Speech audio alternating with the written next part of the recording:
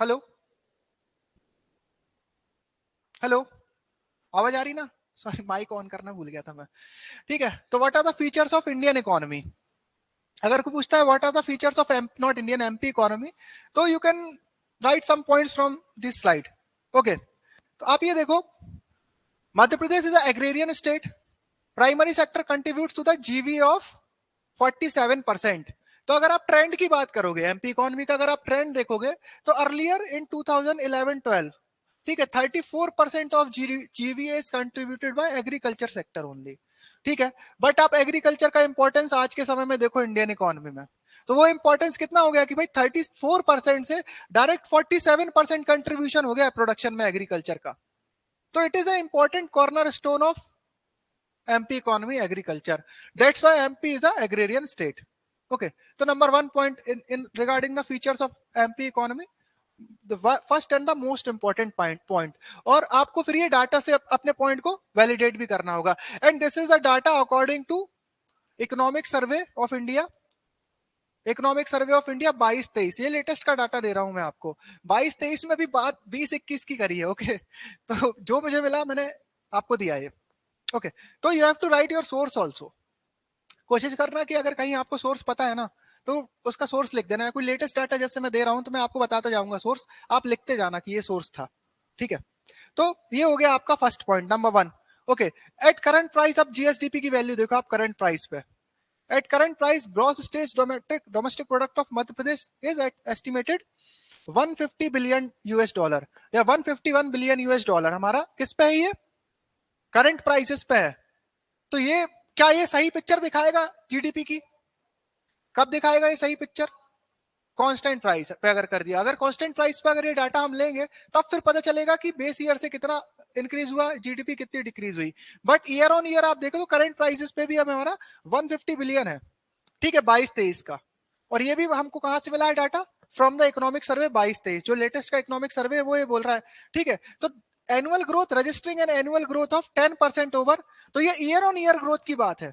मतलब जो 2021 का फाइनेंशियल ईयर 2021 में जो जीडीपी थी एट करंट प्राइसेस, वो 2022 में उससे 10%, 150 बिलियन हो गई। 10% का ग्रोथ हुआ। ठीक है, अब इसको इन्फ्लेशन से एडजस्ट नहीं करा है इकोनॉमिक सर्वे ने भी, तो हमको भी जरूरत नहीं है करने की। बट एक क्या हो गया कि yes we had a at nominal rate our GDP grow at 10% in the previous year. Year on year की अगर आप बात करोगे तो एनुअल ग्रोथ 10% की रही। It is very decent growth. But अगर आप इस पे इन्फ्लेशन लगा दोगे ना, तो फिर ये नंबर थोड़े से कम दिखेंगे आपको। बट ठीक है, ओवरऑल एक अच्छी पिक्चर भी पेंट करनी है हमको एग्जामिनर की आंखों में एमपी की, है ना? हर बार नेगेटिव इमेज नहीं शो करना। तो ठीक है, उसके अलावा व्हाट इज नेक्स्ट? आप ये देखो, we are rich in biodiversity. ठीक है, Madhya Pradesh is rich in natural resources, जैसे कि fuel, minerals, agriculture and biodiversity. अब फ्यूल का मतलब ये मत समझ लेना कि यार अपने यहाँ तो पेट्रोल मिल ही रहा है, ऑयल का कोई सोर्स नहीं है एमपी में। बट ऑयल के अलावा भी तो सोर्सेज है। We are rich in biogas, biogas जो बना रहे हैं, coal, we are rich in coal, जिससे हम आगे चल के फ्यूल बनाएंगे। और इसके अलावा भी आप ये देखो, जो लकड़ी वगैरह जो आपके ट्रेडिशनल सोर्सेज हैं फ्यूल के, विंड एनर्जी भी काफी रिच है। ठीक है, तो MP is rich in natural resources, fuel, minerals, agriculture, biodiversity. आगे चल के इसको देखेंगे हम एक बाय एक, वन बाय वन। ठीक है, इसके अलावा एक और पेक्यूलियर फीचर है एमपी का, जहां पर हमको पूरे इंडिया में एज है। It is regarding the diamond production. पूरे इंडिया का 90% से ज्यादा जो डायमंड प्रोड्यूस होता है वो एमपी में होता है। You have to write this figure, more than 90% of the diamond production is in MP. जो हमारी पन्ना में जो डायमंड माइंस है, पन्ना, छतरपुर डिस्ट्रिक्ट, पन्ना में जो डायमंड माइंस है, वहां से आप 90% से ज्यादा प्रोडक्शन ले रहे हो डायमंड का। तो इंडिया में one of the major diamond producing state is Madhya Pradesh. Okay, diamond production आप ये देखो, 25,000, मोर देन 25,000 टन इन 2019-20, काफी सिग्निफिकेंट प्रोडक्शन रहा। तो ये figure more than 90% of India total production था 2019-20 का। ओके, ये गवर्नमेंट स्टैटिस्टिक्स है, गवर्नमेंट की साइट से लिया है मैंने, एमपी गवर्नमेंट की साइट से वाला डाटा। तो ये याद रखना, अराउंड 25,000 टन, और not ton, sorry, tons, carat. Tons के बाद ये डायमंड का जो मेजरमेंट यूनिट है आप कैरेट में करते हो, 25,000 कैरेट। ठीक है। उसके अलावा अब आप ये देखो, जैसे स्पेशल इकोनॉमिक जोन, आपको ये वाला प्रीवियस ईयर में 2-3 बार आपसे स्पेशल इकोनॉमिक जोन्स के बारे में पूछ चुके हैं। जैसे कि एक क्वेश्चन आया था कि what are special economic zone इस टाइप से। तो आप ये देखो, हम स्पेशल इकोनॉमिक जोन, मैंने कल आपको इंडियन इकोनॉमी क्लास में काफी डिटेल में डिस्कस किया था, तो उसको एक बार आप स्लाइड देखना। Upcoming theme based special economic zones are coming in MP near Jabalpur, ठीक है, industrial park in Indore and food park at multiple location, aim to promote sectoral growth. तो अगर इंडियन इकोनॉमी को आप बोलो what is the factor which is pushing up the Indian economy, तो you can write this point कि we are setting up special economic zone properly dedicated for industrial production, ठीक है, जहां पर आप प्रोड्यूस करो, एक्सपोर्ट करो चीजों को, ठीक है, बाहर एक्सपोर्ट करो, इकोनॉमी ग्रो करे आपकी। तो ये देखो, ये अलग अलग पार्क अपन सेटअप करने वाले हैं एमपी में।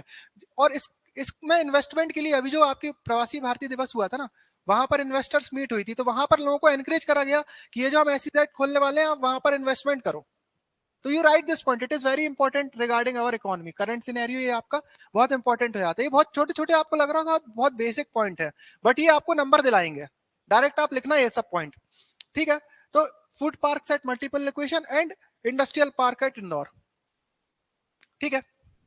नाउ यू सी, तो ये देखो, ये बनने वाली है जबलपुर के आसपास इंदौर फूड पार्क। जैसे फूड पार्क देवास में बन रहा है आपका, और भी अलग अलग जगह बन रहा है फूड पार्क्स।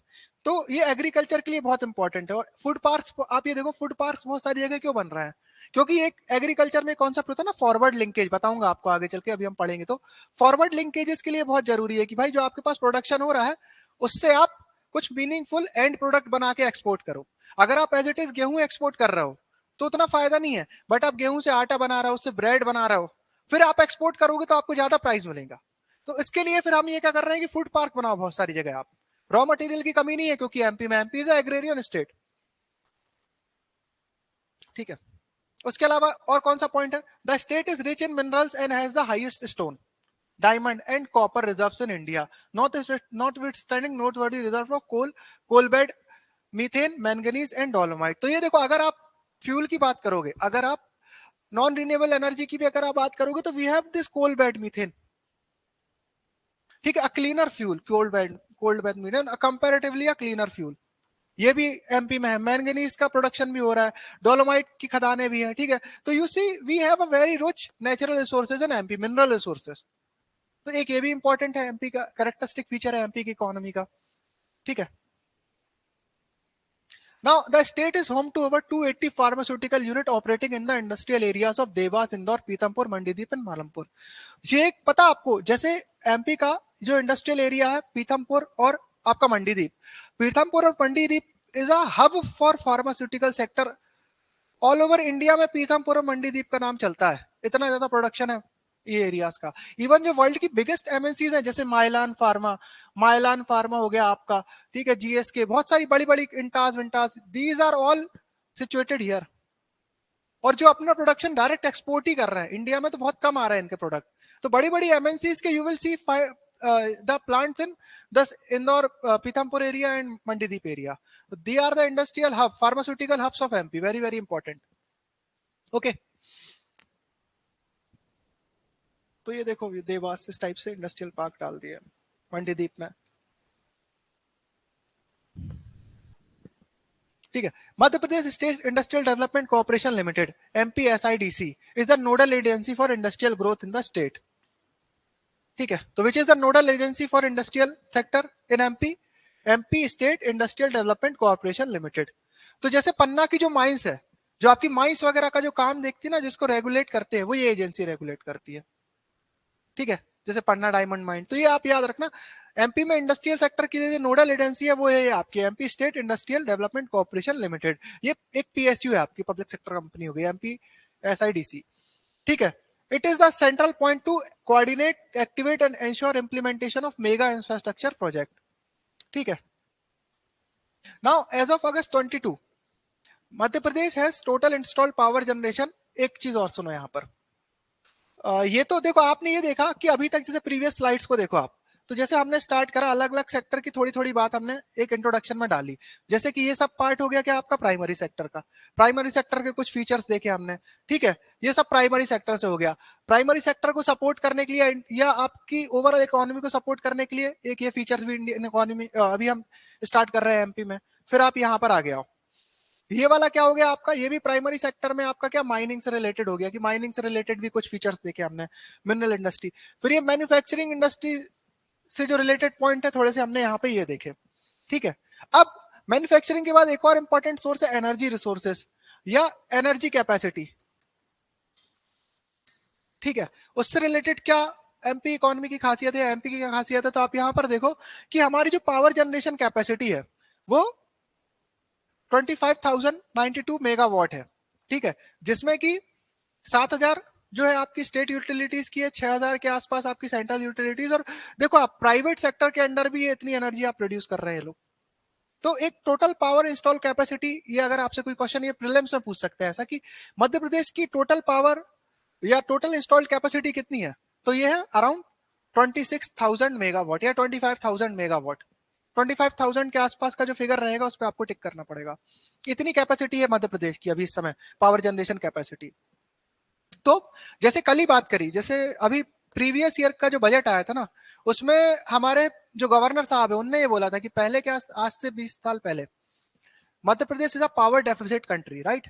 आपने देखा होगा लाइट रहती नहीं थी यूजुअली, और अब हम पावर सरप्लस में आ गए हैं।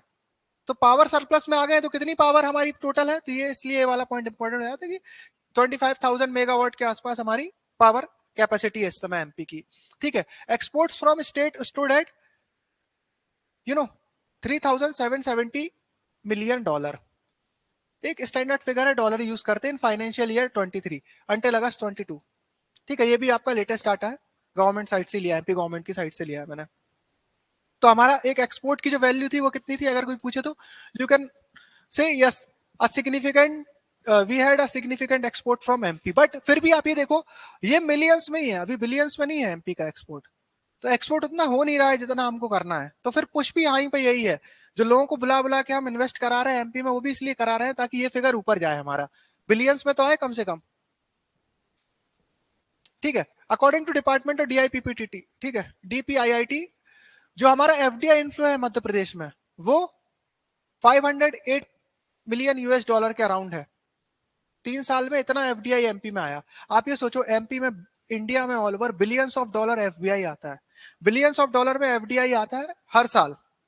और आप एमपी का फिगर देखो, लास्ट 3 इयर्स में, लास्ट 3 इयर्स भी नहीं है, 2.5 इयर्स में सिर्फ 500 मिलियन डॉलर के आसपास ये एफडीआई आया। तो यहां पर भी हमारी कोशिश क्या है, इन्वेस्टर समिट वगैरह करा करा के कि इस फिगर को ऊपर ले जाना। तो ये कुछ लिमिटेशंस भी हैं और कुछ फैक्ट भी हैं, तो इन्हीं सबको हमको एड्रेस करना है आगे चल के। तो कोशिश भी यही चल रही है कि ये सब जो लिमिटेशन है इस टाइप की, इसको आप एड्रेस कर सको। तो ये डाटा आप लोग याद रखना, कहीं लिखते जाओ, ये डाटा आपको बहुत काम आएगा आगे चल के, हर जगह बहुत सारी जगह आप ये डाटा लिख सकते हो। सम ऑफ द, हाँ, अब जैसे कि क्वेश्चन आ गया एक डायरेक्ट, यहां से एक क्वेश्चन ही निकल जाएगा इस स्लाइड से आपका, एक और क्वेश्चन कि what are the major initiative taken by government to promote Madhya Pradesh as a investment destination. और ये आप एक्सपेक्ट कर सकते हो इस साल का, इस साल जो मेंस में इस टाइप का क्वेश्चन आप एक्सपेक्ट कर सकते हो। क्यों, अभी रिसेंटली प्रवासी भारतीय दिवस निकला है, तो यहाँ पर आपने देखा होगा ऑल ओवर इंडिया से डिग्नेटरीज आए हैं और उन्होंने भाषण दिए, बहुत सारे लेक्चर्स दिए हैं। तो ये वाला आपका जो स्लाइड है, एक क्वेश्चन आप एक्सपेक्ट कर सकते हो डायरेक्टली इससे निकलना। तो उसमें आपको क्या लिखना है, यूसी यहां पर भी मैंने कुछ अपने मन से पॉइंट नहीं बनाए, डायरेक्ट गवर्नमेंट की साइड से उठाया मैंने पॉइंट। तो आप ये देखो अगस्त 2022 में नितिन गडकरी जी जो है minister of road transport and highways, ठीक है, इन्होंने क्या करा, एक जैसे आपको इन्वेस्टमेंट डेस्टिनेशन बनाना है तो सबसे पहले आपको क्या करना है, अगर इन्वेस्टमेंट ट्रांसपोर्टेशन अच्छा दो, एक मेजर लिमिटेशन ट्रांसपोर्टेशन की भी है एमपी में, तो फिर यहाँ पर ट्रांसपोर्ट मिनिस्टर ही आए थे और उन्होंने बोला कि you see 6 national highway project 119 kilometre के, वो एमपी में हम बनाने वाले हैं। तो एक अच्छा पॉइंट है, आपको फिगर भी लिखने पड़ते हैं। तो ये देखो 119 किलोमीटर नेशनल हाईवे बनने वाले हैं एमपी में, 23,000 करोड़ रुपए के, जिसका इन्वेस्टमेंट आ रहा है। तो देखो 23,000 करोड़ रुपए का एक इन्वेस्टमेंट आया इंदौर में, ठीक है। तो एक ये वाला पॉइंट हो गया। उसके बाद Indore and Bhopal airport are the busiest in the state. तो आपने क्या करा है, पैसेंजर ट्रैफिक बढ़ रहा है, आपने जो फ्लाइट है, पैसेंजर ट्रैफिक है, आपने ऐसे इनिशिएटिव लिए एमपी में ताकि फ्लाइट डायरेक्ट कनेक्टिविटी बढ़े बहुत सारी जगह से। तो भोपाल और इंदौर एयरपोर्ट को आपने ऑल ओवर इंडिया और इंटरनेशनल सिटीज से भी आपने जोड़ा, ताकि ट्रैफिक बढ़ेगा तो फिर यही है, बिजनेसमैन को थोड़ी इजी रहेगा कि आप यहाँ पर आओ और चीजों को देख सको। तो this is also good initiative कि आपने एयरपोर्ट्स का डेवलपमेंट भी स्टार्ट करा और यहाँ पर ट्रैफिक बढ़ाया। तो this is a number regarding this, ठीक है। Passenger traffic at Indore airport reached more than 1 lakh with an overall movement of more than 10,000 aircraft. In the same period, passenger traffic at Bhopal stood at more than 4 lakh with movement of more than 5,000 aircraft. Okay. Then the state is home to 5 operational SEZs. ठीक है, तो 5 SEZ MP में, India में total 220 से ज्यादा operational SEZs हैं। आप सोचो अपनी स्टेट में कितनी अभी 220 पूरे ऑल ओवर इंडिया में है, और यहाँ पर अभी सिर्फ 5 ही बना पाए। बट ठीक है, 5 है तो इसको बढ़ाना है अपने को। बट ठीक है, ये एक इनिशिएटिव है कि आपने क्या करा है, 8 नोटिफाई और करी है अभी, ठीक है, एंड 12 आर फॉर्मली अप्रूव्ड। तो 12 अप्रूव हो चुकी है, 5 ऑपरेशनल है और 8 और आपने नोटिफाई करी है। तो टोटल कितनी हो जाएंगी, 12 8 25 हो जाएंगी आगे चल के। 25 25 is a good number for special economic zones. तो you can mention this point also in the initiative taken by Madhya Pradesh government. Okay. Also, some of the major initiative taken by government are, एक जैसे कि biological product export है, stood at 13%। तो आप ये देखो, हमारा एट करीबन 5,000 मिलियन डॉलर का एक्सपोर्ट है एमपी का, उसका 1/4 तो आपने बायोलॉजिकल प्रोडक्ट एक्सपोर्ट से निकाल लिया। तो it is an important corner stone. ये इसको आप इनिशिएटिव, इसको आप आगे बढ़ाने का सोच रहे हो, ठीक है। ये मतलब वही फार्मर इंडस्ट्री से रिलेटेड हो गया आपका, क्योंकि क्या बात है ना, फार्मा इंडस्ट्री जैसे पीथमपुर एरिया, मंडीदीप एरिया में जो फार्मा इंडस्ट्रीज हैं, उनका मेन काम ये है कि वो इंडिया में अपना माल नहीं बेच रही है, ज्यादातर एमएनसीज फॉरेन भेज रही हैं। इसी कारण ये देखो, you have here a significant port number here for export, ठीक है। अब Madhya Pradesh houses one of the leading auto clusters of India at Pithampur near Indore and at Mandideep near Bhopal. ये ऑटो क्लस्टर मतलब क्या हुआ, हाँ, ऑटोमोबाइल इंडस्ट्रीज का क्लस्टर, मतलब यहां पर पीथमपुर और मंडीदीप एरिया में आपको बहुत सारे ऑटोमोबाइल इंडस्ट्रीज के मैन्युफैक्चरिंग प्लांट मिल जाएंगे। It is one of the major hub. तो यहाँ एक ये भी एक इनिशिएटिव है ना भाई, आपने ऐसी सुविधाएं दी कि they came here and set up their plant. तो it is one of the major auto hub of India. So Pitampur Auto Cluster has been an emerging auto hub of Central India. The auto cluster has an investment of, ये number से लोगों को बहुत मजा आता है आप लोगों को, तो लो नंबर भी ले लो, more than 97,000 करोड़, ठीक है, and exports of goods worth 196 million. देखो यहाँ पर एक्सपोर्ट कम क्यों है, कोई बता सकता है? यूजुअली देखो अराउंड 13 बिलियन डॉलर का हमने इन्वेस्टमेंट करा है ऑटो क्लस्टर में पीथमपुर में, और उसके बैक एंड में हमको जो एक्सपोर्ट वैल्यू आ रही है वो 197 मिलियन डॉलर ही एक्सपोर्ट कर रहा है। ऐसा क्यों? क्योंकि इंडिया की खुद की ऑटोमोबाइल डिमांड इतनी है, हम कहाँ एक्सपोर्ट करेंगे, पहले खुद का तो पुरा लें। अभी इस समय पिछले ईयर में रिकॉर्ड सेल करी है, जो लास्ट फाइनेंशियल ईयर आपका, ये अभी फिस्कल ईयर खत्म होने वाला है, इसमें टाटा, मारुति, जो इंडियन ब्रांड्स हैं, even Honda, they had recorded their record sales. अभी तक सेल नहीं हुई थी इतनी इस बार करी है। तो हम खुद ही खपा ले, इसलिए एक्सपोर्ट कम है अभी। हाँ, स्क्रैपिंग पॉलिसी, ठीक है, वो बाद में देखेंगे। एक मिनट, एक और चीज यहाँ पर ऑटोमोबाइल इंडस्ट्री का आप एक याद रखना, जैसे एक मिसलेनियस पॉइंट टाइप का हो जाएगा आपके लिए, कि अभी क्या हुआ, पर देखो पिछले साल मैंने बोला रिकॉर्ड सेल हुई ऑटोमोबाइल की, कार्स वगैरह की।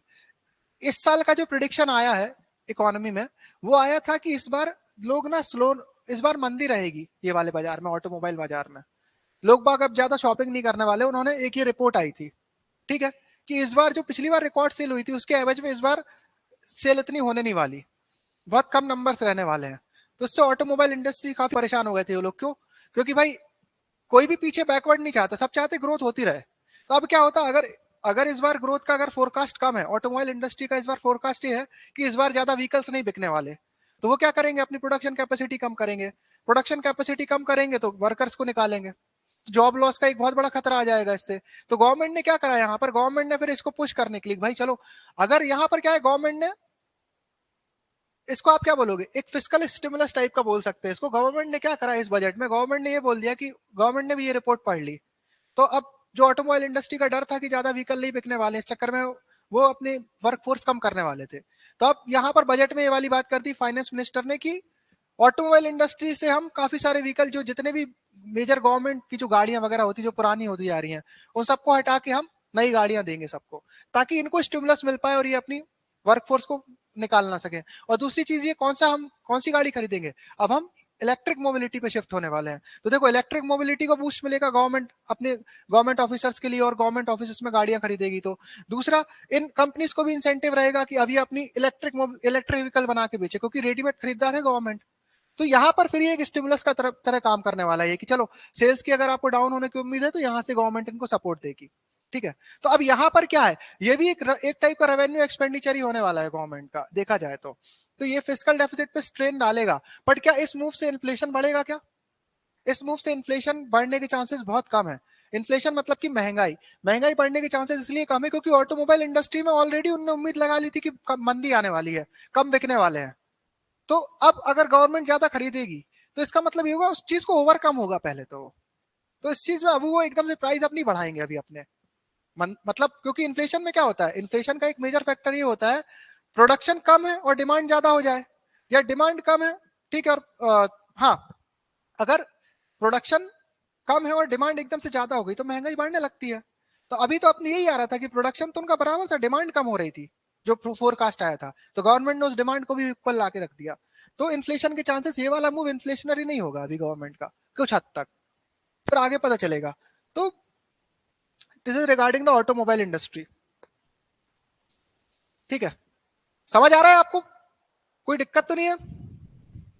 कौन कौन है, इशरत और कौन है लाइव, तनु, आनंद, समझ आ रहा है ना, यहां तक समझ आया, कोई डाउट तो नहीं है? ये सिर्फ फीचर्स है, आपको लिखने हैं इसमें, मतलब ज्यादा कुछ समझाने वाला है भी नहीं। जो फीचर्स है इकोनॉमी के वो है। कोई दिक्कत है तो पूछो, वरना आगे बढ़ते हैं। बस ये वाली स्लाइड खत्म करते हैं, 2 स्लाइड बची है, फिर कल देखेंगे क्योंकि टाइम भी हो गया है आज की क्लास का, नेक्स्ट क्लास भी होना। ठीक है, तनु व्हाट अबाउट यू, जल्दी बताओ तो फिर आगे बढ़ते हैं।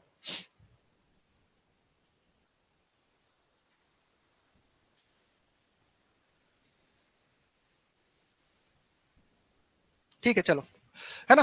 अब देखो, state government approve the construction of medical device park in Ujjain. ठीक है, industrial park at Bagrod, Berasia in Bhopal and solar plant in Sagar, very important. Sagar एक लैंडलॉर्ड, आपसे एमपीपीएससी में एक बार पूछ लिया था कि सागर में इंडस्ट्रियलाइजेशन क्यों नहीं हो पाया जाता।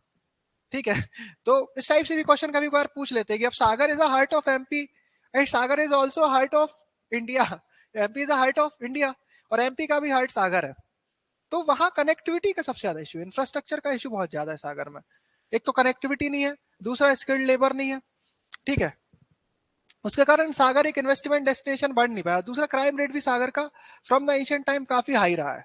तो ये सारी चीजें पीछे धकेलती है इन्वेस्टमेंट को। तो that was for some other day, हम डिस्कस करेंगे। बट आप ये समझो कि ऐसे लैंडलॉक्ड एरिया में भी सागर एक बहुत सेंटर वाला पॉइंट पड़ गया, तो अब वहां को भी, हाँ, मैं भी सागर से हूँ। सागर में कहाँ से हो? दीन मकरोनिया में रहते हो? मैं भी ये बटालियन है ना, बटालियन में। हाँ, ठीक है, तो सागर जैसी जगह में सिर्फ एक ही इंडस्ट्रियल एरिया है सागर में, एक एरिया चनाटोरिया करके, वहीं आपको 2-4 इंडस्ट्रीज मिल जाएंगी। ठीक है, क्योंकि सागर में प्रॉपर इंफ्रास्ट्रक्चर का डेवलपमेंट है नहीं। और आप ये देखो, सागर के साथ एक और दिक्कत ये रही है कि सागर ने से ना बहुत सारे पॉलिटिशियन निकल के आए हैं। तो पॉलिटिशियन के बीच आपस में जो आपकी कश्मकश रहती है, उसके चक्कर में भी चीजें आगे नहीं बढ़ पाती कई बार, यू नो, ईगो क्लैशेस। अभी भी आप ये देखो, सागर में एमपी के एक मिनिस्टर का एक सिग्निफिकेंट पोर्शन आपको सागर एरिया से मिल जाएगा। तो पॉलिटिक्स ज्यादा है। तो पॉलिटिक्स जैसे झारखंड के केस में रिसोर्स कर्स है, सबसे ज्यादा रिसोर्स। हाँ, और ईगो भी रहता है, एक तो जमीन उनके अंडर में, और दूसरा कि भाई नाम किसका होगा, बात ही रहती है अगर डेवलपमेंट होना है तो किसके नाम पे होगा। तो ठीक है, तो सोलर प्लांट लगा, एक सोलर प्लांट का प्रोजेक्ट आ रहा है सागर में, ठीक है, सागर, उज्जैन और शाहजहांपुर में। तो सोलर एनर्जी को भी देखो, सागर क्या है, सोलर प्लांट के पीछे लॉजिक क्या है, क्योंकि यहाँ पे इसको आपको असेंबल ही करना है। असेंबल आप कहीं भी कर सकते हो, अगर आप रोड ट्रांसपोर्टेशन सही कर दो और थोड़ा सा लेबर लॉस को इजी कर दो और आप इलेक्ट्रिसिटी वगैरह प्रोवाइड करा दो इस टाइप से, तो ये असेंबलिंग इंडस्ट्री है एक प्रकार से सोलर प्लांट, तो इसको आप ना कहीं भी सेटअप कर सकते हो। तो एक इस पे अभी काफी पुश दिया जा रहा है कि चलो सोलर प्लांट से ही सही कुछ लोगों को रोजगार दिया जाए, ठीक है। तो solar plant in Shajapur, Ujjain and Sagar, और उसके अलावा industrial park in Bagrod and Berasia in Bhopal, और medical device park in Ujjain. ये सब आपको ऑब्जेक्टिव में पूछ सकते हैं, लेटेस्ट में कुछ भी आ सकता है इसमें से ऑब्जेक्टिव में आपको।